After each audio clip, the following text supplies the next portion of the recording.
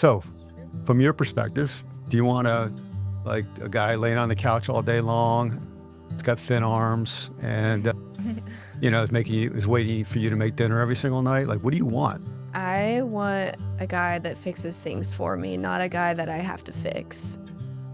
Like that. Welcome to Hot Takes, brought to you by 50cupstea.com, where united we sip, discuss, and learn. Join us as we dive into the hottest takes on culture, business trends, and the threads that bind us. Get ready for inspiring stories, candid conversations, and a fresh perspective on living a healthy, fulfilled life. Grab your cup and tune in. Let's get started. Hello, and welcome to another edition of Hot Takes, brought to you by 50 Cups. Today's a little bit different. I am hosting today. I have the pleasure today of having two of our interns, our only two interns, here with us today to discuss some of their hot takes. Of course, we're all wearing red, white, and blue today. So in red is Madison MacDonald. How are you this morning? I'm good. How are you? Doing well. And Ashlyn Watkins is in the white. Hi. Tell us a little bit about yourself. So Madison, why don't you go first? Well, my name is Madison. I'm a student at Western Carolina University. Technically a junior, but senior credit-wise. And when I'm not at school, I have my photography business, and that's a big part of my life, as well as I love to spend time outdoors and with my boyfriend and my family. And of course, you love working at 50 Cups. I love working. Fantastic. How about you, Ashlyn? So I am currently a junior at NC State. I just transferred. I'm a marketing student. So I'm hoping to go into like social media marketing. And outside of that, I am a musician. I play the piano, and maybe eventually I'll open up some kind of jazz bar or something like that. So it's very exciting. Excellent. So before we get started, we have detox tea, which is right here, and we have our green tea today. Which would you like me to pour you? I would like the green tea. You got it. What you guys do to the cap? Made it impossible. What would you like? I'll go with detox I had a today. feeling you'd say that.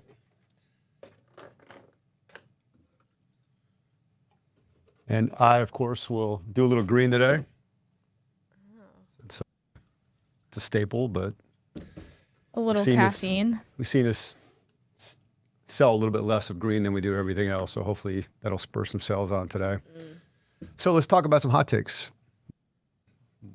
We all have hot takes in life. And I want to start with Microtrends. That seems to be a hot take for both of you. So could one of you explain what Microtrends are? There's a lot of like influencers making different clothing items, water bottles, different makeup items become trending, but they're only trending for like a second. And everyone starts buying all of these items, but then they go out of style, and then there's a new microtrend. So it's just producing a lot of waste. For example, Stanley cups. I was just on TikTok and I was seeing this girl, and she had like a whole collection of Stanley cups, probably like 100. She had every single color.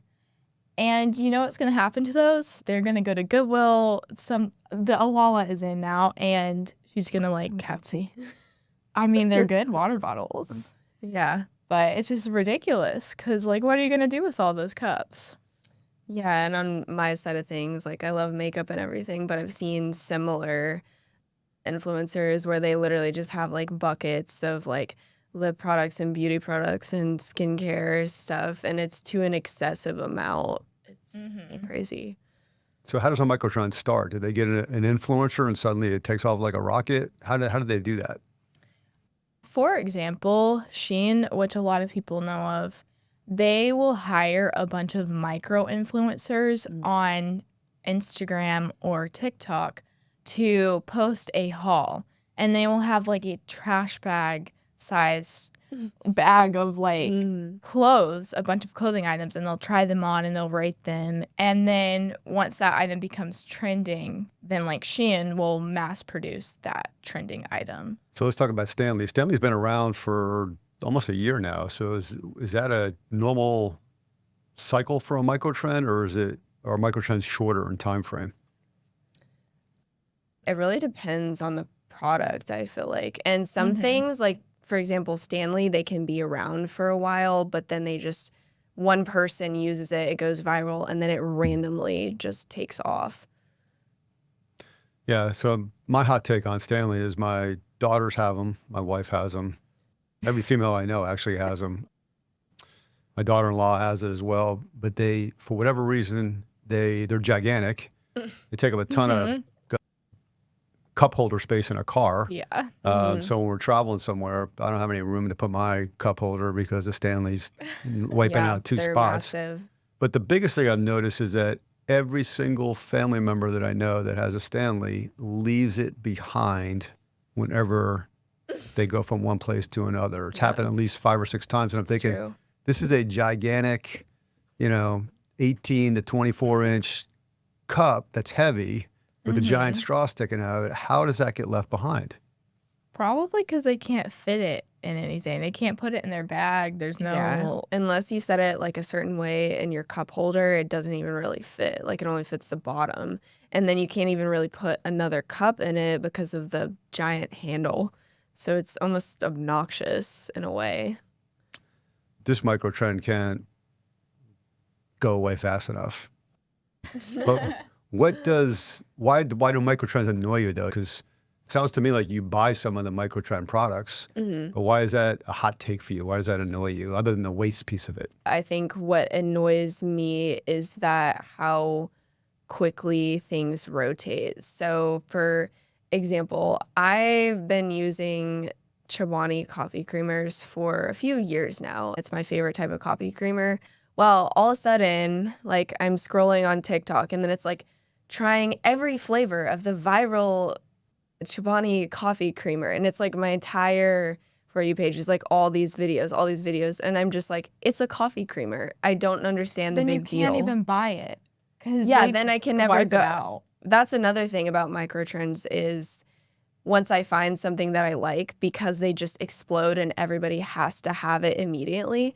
If it's one of my favorite things, I go to the store and it's gone. I can't get it. All of a sudden, it's never in any stores. So it's like, it's annoying. It's like, I just want to buy my favorite stuff without it being overthrown. So if I understand correctly, you were buying Chobani and then it became a microtrend. Now you can't get stuff that you like Yes. because other people just scooped it all up. Yes, exactly. Okay, got it. All right. I understand that part of it. Yeah, and then also, like, if you want to be stylish, you want to keep up with the trends. It's so hard because you're constantly having, you don't have to buy all these clothes, but if you want to fit in and match the styles, you have to participate in those. And it's just too much to keep up with, to have to buy all the new things, which I don't, but it's just frustrating. Well, and I think, again, so many people contribute to waste because of so much fast fashion.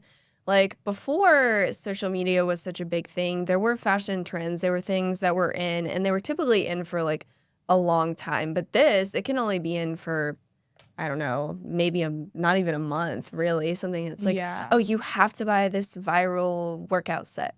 And then everybody wants to go buy it. And then people never wear it again. So it's like you're trying to constantly keep up, if that's what you do. Yeah, and then they put all of these items, especially the Shein clothing items that go out of style, they put them in Goodwill. And for those of us who like to thrift, every time we're trying to look for quality clothes in the thrift store, we see something cute and it's like, okay, that's Shein being sold for $5 at Goodwill, but you could get it online, a new item, for $5. So it's just like, you're also having to pay the same price to buy something that's out of style. So no one's going to want to buy it.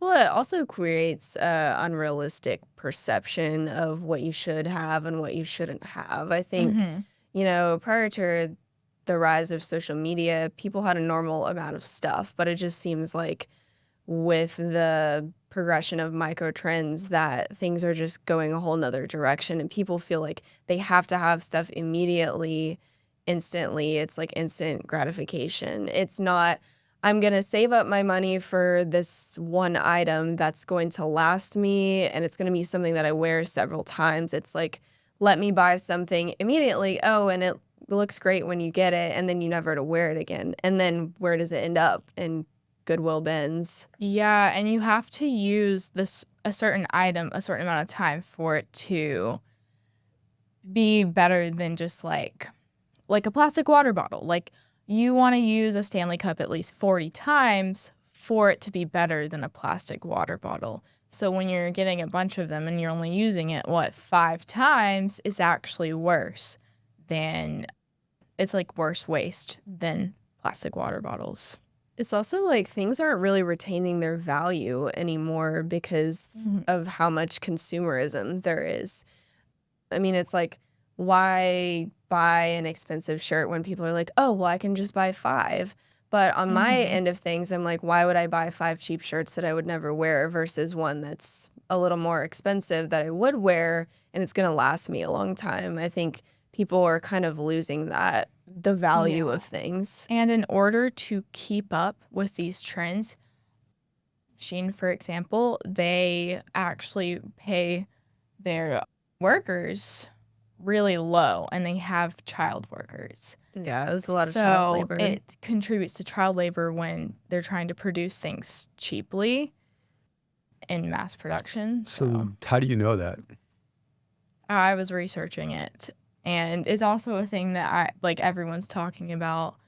Does that then take the microtrend out of favor once you find that out? For me, that is correct. I don't. What about the other buy people, it. though? But unfortunately, No. other people, I've had friends tell me, they're like, yeah, so I know that this is not good for the environment and there's child labor, but I don't have money, so I have and to I go. still contribute to it. Yeah, they still contribute. So the thing is, like, they don't really have, it's like if you want to shop for moral standards, then you should apply that to, every other company, which they don't really think about the fact that, large companies like Starbucks or Adidas, all of those behind the scenes are researched to have child labor. So it's like if you're going based on that, then you couldn't shop many brands. But most people That's true. still don't care. They're like, oh, Shein's so bad, but like you still buy from there. So it's like either go one way or the other. So when you're part of this micro trend and you're buying up the hottest stuff and you have it on, let's say it's a piece of clothing, what do you get from that? Do all the friends like ooh and ah over that person? Like what's the gratification somebody's getting when they buy that product? I mean, honestly, yeah, you do get complimented, or some people base their friends off of who has good style or yada yada, which those are probably bad friends, but you do get more attention from people. yeah, I mean, I don't really know a lot of the micro trends in my experience because I really just kind of like do my own thing. But a lot of people who like to fit in and like to be included and they want to be like everybody else, that's a big thing because they feel like if they're participating in this trend, they're fitting in. So, Yeah. Sounds a little complicated to me. So let's move on to another fun topic. Last week we did cookies on the internet. So when you go to a website, you get the cookie box pops up. By the way, I saw an article in the, can't remember what publication, but Google was going to actually solve the cookie problem, but then they've halted the launch of it. So basically, when you went onto Google and you were going to do a Google search, your cookie notification only come once, and then no matter what website you hit after that, there was no more. Google took care of the cookies. Huh. But they've decided not to do that for whatever reason. I don't know. Anyhow, two-step verification. How much fun is that? Because now your phone literally has to be with you 24/7. And for me, sometimes I'll take my laptop if I'm not at the shop, and I'll go out to my porch and I'll be doing my stuff. And then suddenly I got to go back inside because my phone needs to be charged, and I got to bring my phone back out because I got to get the code to do the two-step. even though I've been on the site thousands of times, to get in to do what I need to do. So talk to me about two-step verification. Well, two-step verification, in my opinion, is one of the most annoying things. I know for a lot of people and people like my dad, where he's in tech, it's like, oh, well, it is to ensure the safety of, your devices, your accounts, which is true. It does ensure safety, but nobody ever thinks about that it may be so safe that you can't even get into your own account. In my experience, the other day I was literally locked out of all my accounts because my authentication app wasn't working, and I basically had to reset my entire account because I couldn't get into my email. I couldn't get into anything that was associated with that login because the two-factor authentication that's supposed to keep my account safe kept it so safe that I couldn't even get into it. But yeah, So how'd you do that? How'd you finally get back in? well, I had to call IT at my school's department because it was my school's account. And he basically had to reset my entire account. He had to have me delete my authenticator app, delete my account on the authenticator, and I had to reset up everything just for it to even work again. So That's so frustrating. yeah. Yeah, like for every university, or maybe not every, but NC State and UNC Charlotte, they make you use two-step verification.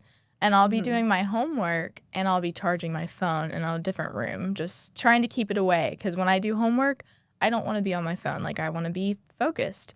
And I'll have to get up and walk all the way over to my phone to verify the two-step verification. And if I'm not fast enough, I have to redo it. Yeah, And it's to just so resend the code. frustrating. Yeah. So yeah.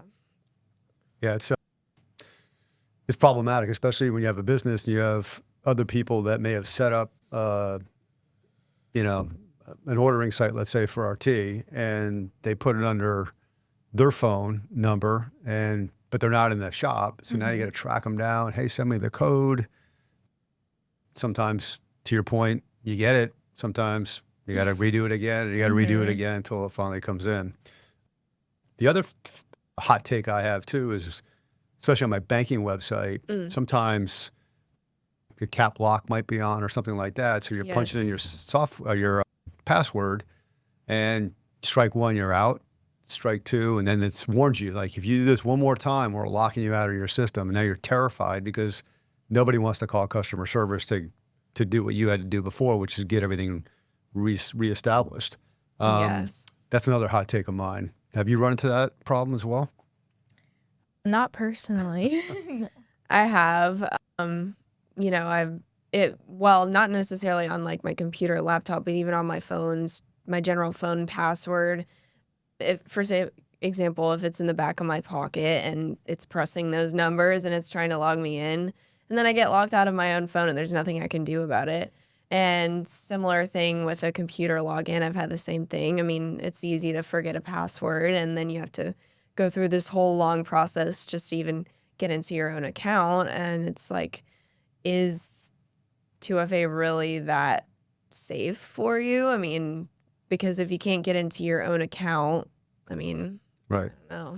So based on what you know about it, are there some solutions we can give our listeners? I know companies like Instagram, they have the option to have two-factor authentication. So if you want that extra protection, you can.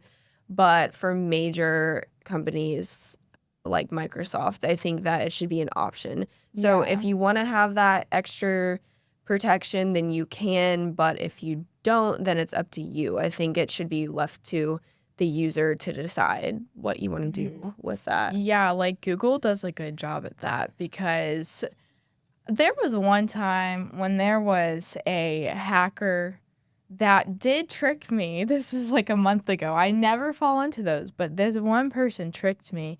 They sent me this message, and somehow, I don't remember how, but they got into my account, and I went into Google and I set up the two-factor verification, and I was able to prevent them from getting into all of my accounts when I Yeah. set it up. So I say, like, it's a good thing to have it for those moments, but, like, having the option to turn it off, like you were saying. Yeah, and that's what I do like about Instagram is I've also had a similar type of hacker situation get into my account and trying to send out messages and trying to delete stuff. Setting up that did give me the option, but it was on my own terms. And I think that for common accounts such as like university accounts, who's gonna hack into my school email? Like, what are they gonna do with school email and Yeah. account? So yes, I think it's good for personal stuff, but business related logins and stuff, I do think you should have the option and that be in your own cards. So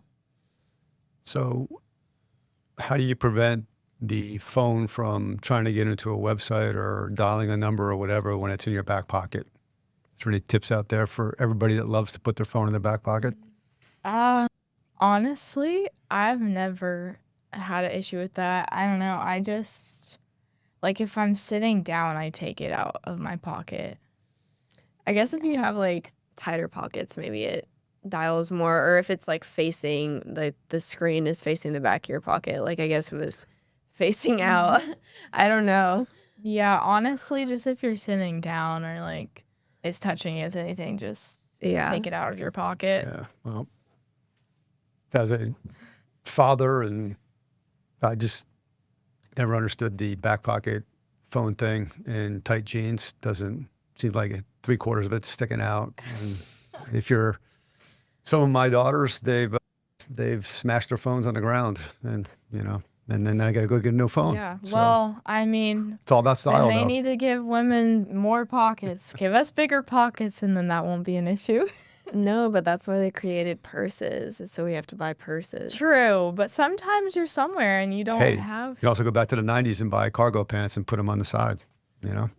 I do love pockets. All right. Let's move on to some hotter topics that are hot takes. So we are in the Raleigh, North Carolina area, and we have panhandlers Yep. that are strategically located throughout the city and the area, mostly off exit and entrance, well, mostly entrance ramps of highways, but they're also on intersections and everything else. So that's my hot take. I think it's yours as well. We just simply Yes. want to pull up to a light and take a left or a right and move on. And my experience has been noticing at times that, some people that are panhandling have a cooler, have a chair. If it's winter, they are dressed, appropriately. If it's summer, they're dressed appropriately. At one point in time, my wife noticed that when time might have been 5 o'clock at night, I don't know, person just packed up their stuff, walked across the street, hopped in their Honda Accord and drove away. So we have this misconception out there that a lot of panhandlers are homeless, when I don't think that's necessarily true. And I know you all did some research on this. So what's the deal with the panhandlers? It's so interesting because when we were researching this, Jim actually made me realize that a lot of panhandlers are not homeless. And this was the first time that I actually learned that. I always felt bad driving past them because I was like, oh, they're in need and they don't have a place to live. Well, it's like 25% or more people, like more panhandlers that are not homeless. And when we were looking at Raleigh's laws, we learned that it's like $94 to get a permit. And it's like, couldn't you have spent that money on something better? Well, it also has to be renewed every 6 months. Yeah. And a large percentage of the people that actually panhandle don't have those permits. So most of them are panhandling illegally, which it's kind of puzzling to me that the state doesn't really do more about it, considering it's a violation. And especially since we've seen a lot of them close to businesses, which is also illegal. So it's kind of puzzling why they don't do anything, especially because such a large percent of the people on the streets are not actually homeless. And, when I was researching, I found that about 73% of people don't realize, like, they can't discern between homeless or fake. So, it makes you question, how do we as a society discern who to give to, who Yeah. not? Because it almost feels like you're being cheated because you don't know, is this person just someone that goes back to their house at night, or are they actually struggling? Yeah, it's like the boy who cried wolf. Like, no one's going to help any homeless people when there's people that you catch getting in their car after panhandling. Another like hot take for me on the panhandling situation is that panhandling is actually tax free. So they have no taxes. So for example, if you're working and you have income, most states have income tax. And so we get taxed on the money that we work for, and people who panhandle don't get taxed at all. So they could be making, I don't know how much money they're making, but unestimated, it said even some of them can make up to $500 a day. So if you're making that kind of cash just standing on the street and begging, shouldn't you be taxed as well as the working man? I mean, Yeah. It's ironic that the city will make you fill out a permit. They'll charge you for the permit. You need to put an address down on the permit, but yet they're letting you operate in a tax-free environment, but it's Yeah. sanctioned by the municipality. yeah. So to me, that doesn't make a lot of sense. So you can see why people would do this, and quite frankly, some of them work really hard. I mean, they're out in the heat. They're walking 100 yards up and down. Yeah. During a long traffic stop and everything else. And so I'm impressed by them to some extent, but I'm also thinking, why wouldn't you just take that same talent, and go work in another environment, Yeah. construction, or, work inside where it's air conditioned, et cetera, et cetera. But, who knows? I can't answer it. Yeah. I just find it ironic that the municipalities force you to get a permit. Unfortunately, it's not enforced. And on top of that, they're able to earn tax-free income. The Charlotte police, they were saying that they advise people not to give money to homeless or not homeless. Panhandlers. Yes, it's called. panhandlers. The permit's called a panhandling permit. Yeah, that's true. But they say not to because most of them are drug addicts, and that is why they can't work. They're not working because they can't pass the drug tests. So it's like, I feel like instead of giving them money, we should be figuring out how we could help addicts recover. Yeah, it's kind of interesting because about 25% of them they either have substance abuse or they have a history of substance abuse. I also think it's indicative of society too. I mean, if your streets are clean and there are no homeless, there are no panhandlers, no garbage, that's really symbolic of a very vibrant, healthy city, because ultimately, in order to conduct commerce, it has to be a safe place. People are going to, Yeah. if they want to come to downtown and they want to shop or they want to go to an event, they can't be in fear that something may happen to them, or they don't want Yeah. to be in uncomfortable situations. And a lot of our cities, unfortunately, they do have significant problems with homeless and with panhandling at this point in time. So there's this homeless town. There was off of Capitol Boulevard, there were these woods, and there were a bunch of homeless people set up. There were tents and everything. And recently I was driving by, and I noticed that the woods were gone. They had chopped down the trees, and all of the tents were gone. And I was like, where did they go? So I was looking it up, and apparently they have to be districted. And they were districted towards more of the downtown area. I was like, why would they move them from this random woods outside of the highway towards our downtown? It almost makes it hard to walk around and be around. Yeah. Not that all homeless people are bad and everything, but it almost gives people a sense of that they're not really safe to be around there. Here's a hot take on some 50 Cups tea. Our English breakfast tea is known to be great for body and heart health, as it contains polyphenol antioxidants, which help lower inflammation, it also promotes heart health, and is full of micronutrients like potassium, which helps nerve contractions. Magnesium and phosphorus help bone health, and folate, which helps the production of red blood cells. Visit 50cupstea.com to find out more. I was in downtown Raleigh a few weekends ago. I went to get coffee and I was around the area just for a little bit, and I was in a big group and there were men with me, so it wasn't just a group of women. And I had a bunch of homeless people walk behind me. And there was this homeless man. I looked behind me. He was right over my shoulder. He was trying to curse me. He was trying to cast spells on me. I'm not even kidding. And then he whacked my friend with a bag. Like, basically, like, I don't even know why. We were just standing there. We were They'll not just come up doing to you. anything. And I just look over. He's right there. It's an interesting study, but I do think doing some research, not a lot on my end, but some, they're very mobile throughout the entire country. Like municipalities move them all the time, actually fly them in certain situations as well. So it's a problem that society has not dealt with yet. But I think realistically, though, there's very little homeless that are going on. It's more of other things that have put people onto the streets, but they do have shelter at night if they want to go to it. Yeah. On that topic, we're going to just take a quick pause for a second because I want to try a little carbonated tea drink here today. So we're going to throw, since it's summertime, it's always good to have the bubbles. And I'm going to mix mine with a little detox this I'm time. gonna add some detox to mine. I want more detox. Detox is like my favorite because it's very fresh and lemony. That's our special this month too. You know, if you go on the website, you can, whatever amount you buy, you also get almost 50% additional free for detox. So, This is so good. well, it's refreshing, right? You throw a little fresh fruit in there too if you want. Mm-hmm.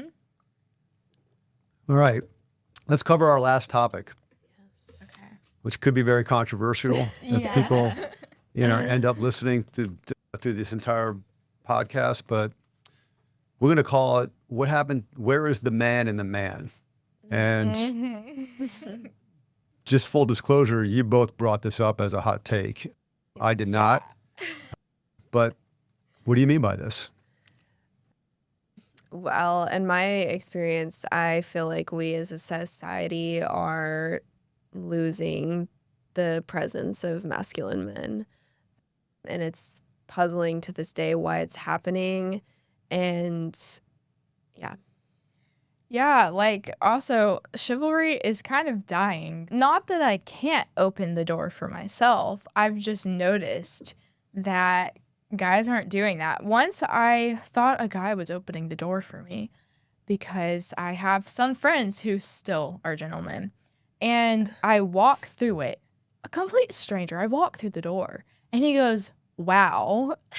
He was offended that I walked through the door before him. yes, Like, I've what? encountered so many similar experiences.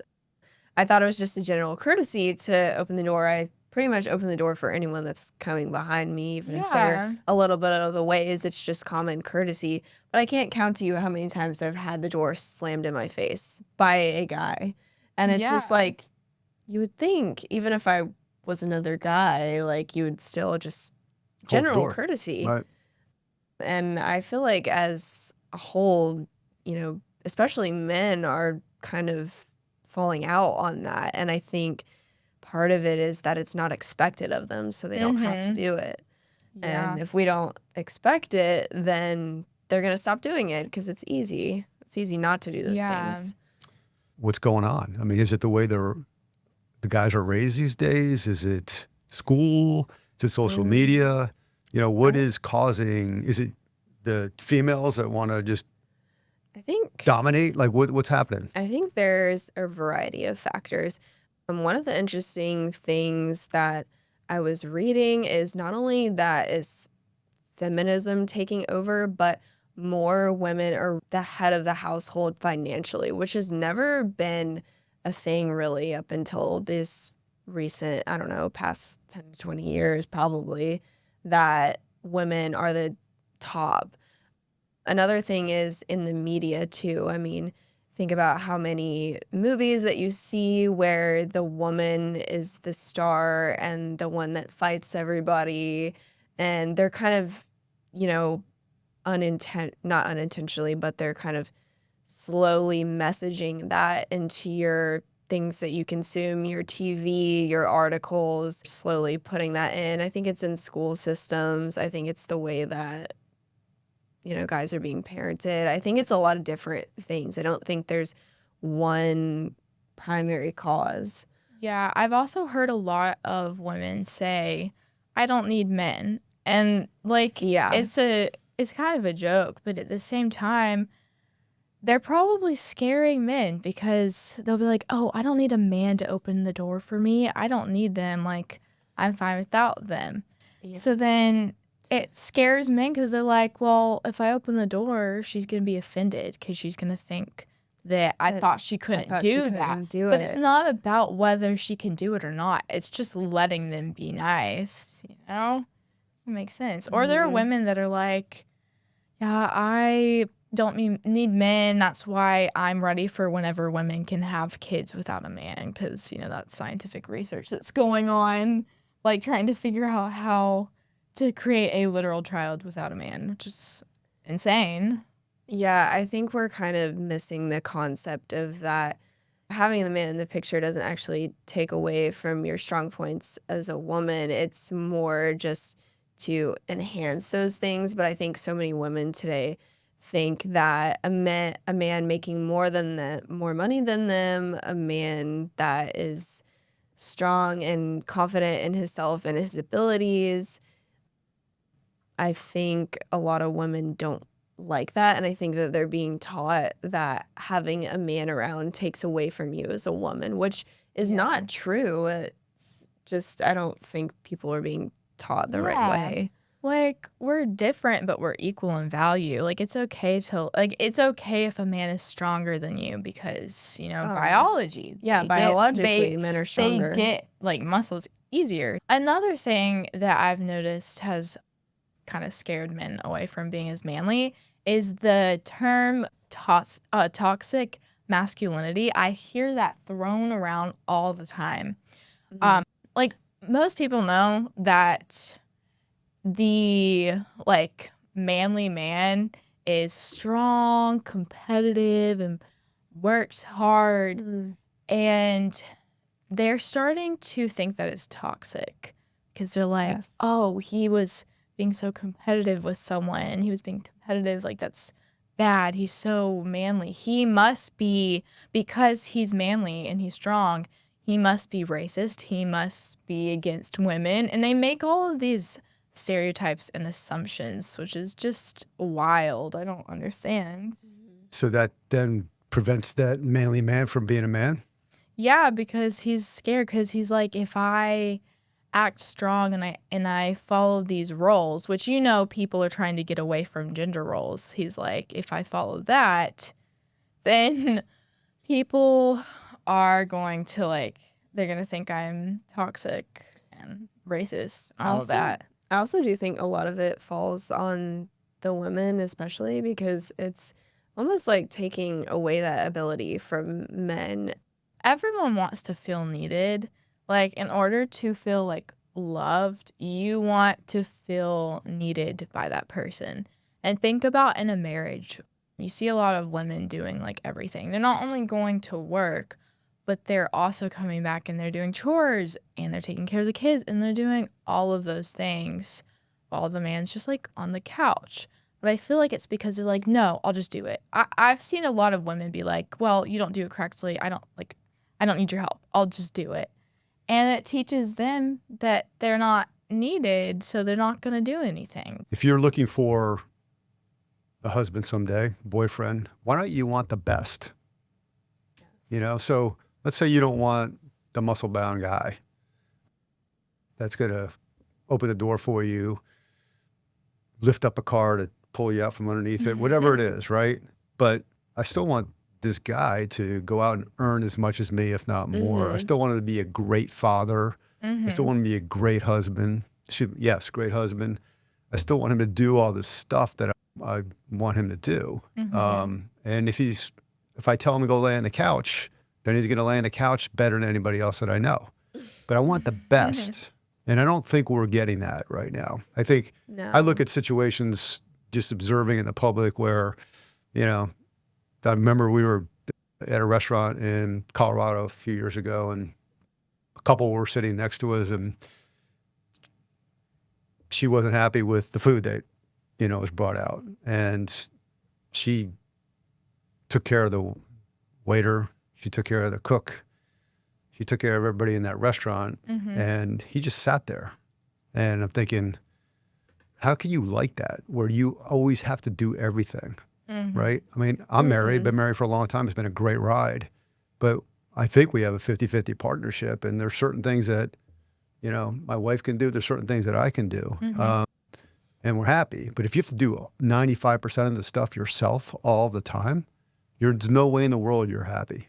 You may pretend that you might feel good about being supermom. You're doing everything. At the end of the day, there's no way you're happy. I'm sorry. And It's exhausting. so why not why not get the best? I think it's because women have experienced so many people that don't understand those concepts. Like, I don't know, because maybe they're not being taught these things anymore. I don't know why, but I've seen so many men that don't even realize that they should get like flowers for their girlfriend or for their wife. They just don't even know. And it's like, how did they not know that? Well, it's not Why? even about flowers. It's Yeah. about general thoughtfulness. Are they Yeah. thinking for you? Are they doing things for you where you don't have to ask? I mean, it can be very simple as just straightening things up, or, say you have an errand to run and you've mentioned it and they'll be like, oh, I'll go do it so you can relax. It's very simple stuff. Even Yeah. it's just general thoughtfulness. Well, it goes to modeling, right? So if you were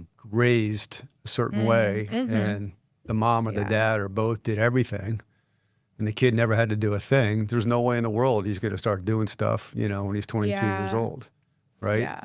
Honestly, it's like they see their mothers. If their moms are doing everything, they're showing their son that that's okay.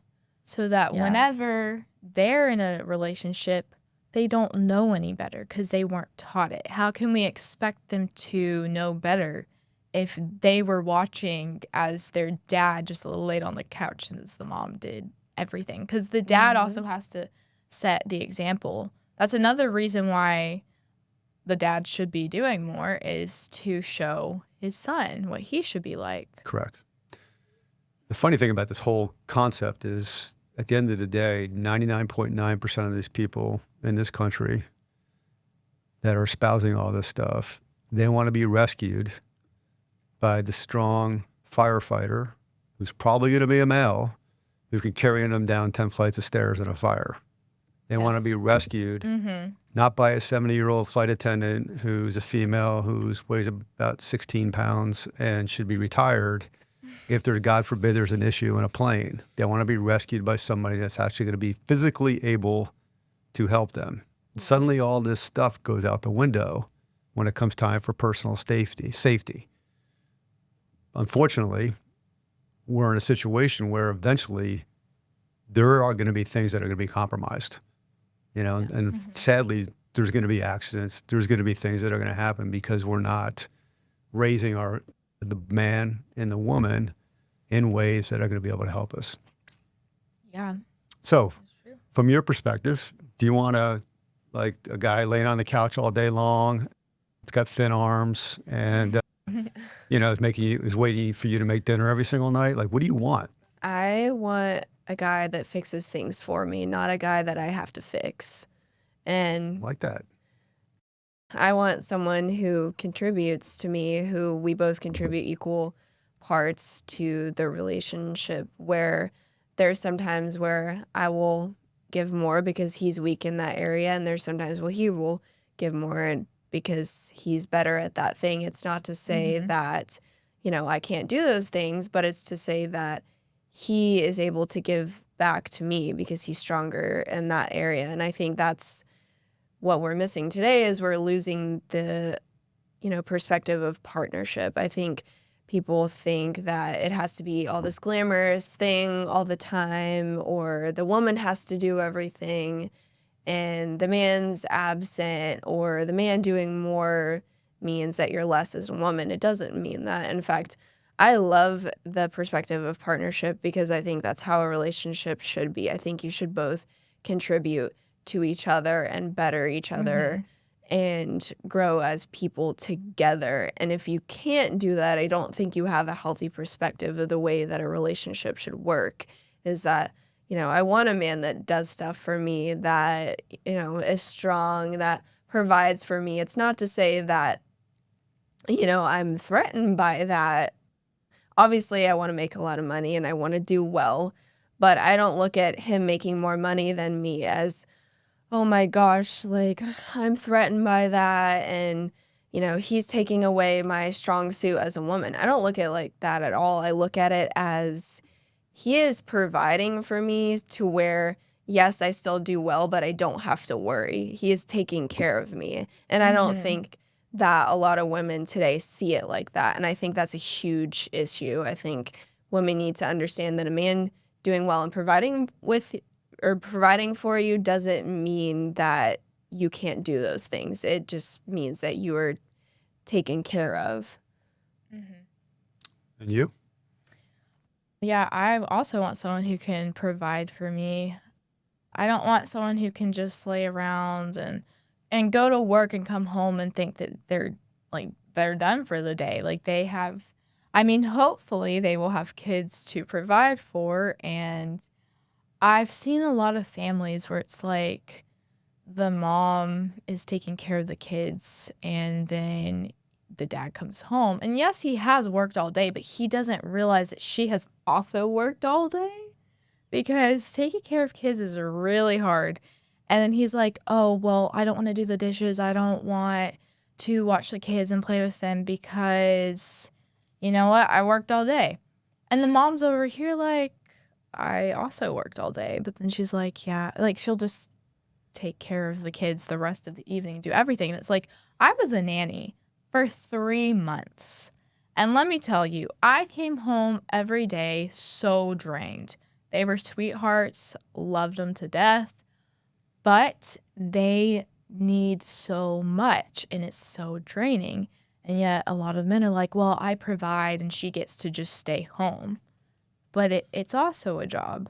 And that's another thing I've seen a lot of women that also believe that they have to go to work, like actually go to a job in order to be working and to be equal as a man. They're like, oh, in order to be equal than a man, I must go to work. But it's like, it literally is a job. Taking care of kids, like you are literally shaping the future. You are providing for kids. So I just think as a man, like he can provide for them and he's helping just as much. But also when he comes back, I want someone who will continue to help. And, Well, it goes to standards at the end of the day. Yeah. What are you willing to accept? And what are your standards? And every person is great. And therefore you deserve greatness with your partner. And when you compromise that, then you're not going to get greatness. It's impossible. Yeah. I think what you choose in a partner is a reflection of what you think about yourself. I mean, if you choose somebody that doesn't respect you, do you really respect yourself? Because how can you allow yourself to be treated that way? Yeah. So like I said, I think the person that you choose to spend your time with or to spend the rest of your life with or to have kids with is a reflection of how you value yourself as a person. Because if you can't even, demand respect from yourself, how are you going to expect somebody to give that to you if you can't even, value your own person? Great points. All right. We can go on this topic forever. Give me some good news. Some good news. Any stories about humanity, about the fact that we all love tea and that we're all united, more so than we are divided? Yeah. So that day that I was talking about, the day where that homeless man tried to like curse me. I was walking around downtown and I saw this lady. She was coloring. It was really hot outside, but she was outside coloring on a park bench, and I was with a friend. We're both religious. We were like, you know what? She seems like she might be homeless. Let's just go pray for her. So while I was talking with her, she basically talked about how she needs housing. But when we were on this discussion, it turns out that she actually has people helping her. She has a shelter that she's staying at. She's not sleeping out on the streets. She has a shelter. She's being given food. Obviously, it's a hard time, but it like restored my faith in humanity, because I was like, that is just so good to hear that there are people out in Raleigh that are helping these people. Like I knew that, but like it was cool to see this story, and it just made me so grateful that she had a place to go, and that the lady that's been helping her actually was trying to invite her to church. And I know there's a lot of people in church that like take care of homeless people, and I don't know. It was just a good story. That's a good story. Yeah. Yeah, I mean, I think this sense of kindness is important, and I think it's good to realize that it's still around. I have not quite the same story with a homeless person, but I was working, and I was working at the ice cream shop. It's a tiring job, but I learned a lot from that job. And I was working one day, it was really busy. The line was out the door. It was, I don't know, probably mid-July, very hot. And this one woman come up to me, and she was so beautiful. And I asked her, I was like, how are you doing today? You know, what can I get for you? You look so beautiful. And she just burst into tears. And she told me, she's like, you don't know how bad I needed to hear that. My life has just been so awful recently.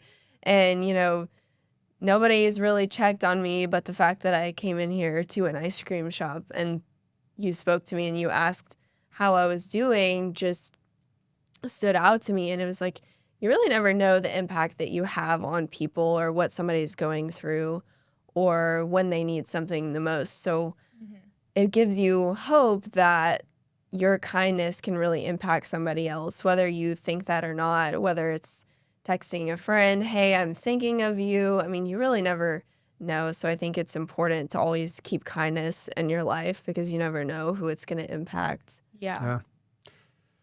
Great stuff. Well, I want to thank you both for your insights, your hot takes, and for being here today. As always, thank you. Thank you for your support at 50 Cups. Try a little detox with some seltzer water, of course, refresher, immune booster, and all of other teas as well. And go give a compliment to a stranger today. Thanks for joining us on Hot Takes 50 Cups. If you enjoyed today's episode, be sure to visit our website at 50cupstea.com for more great content and delicious organic teas, and listen and watch us on all the leading platforms. Stay connected with us on Instagram at 50cupstea, YouTube, and TikTok. And don't forget to subscribe, leave a review, and share with your friends. Until next time, keep sipping and stay united.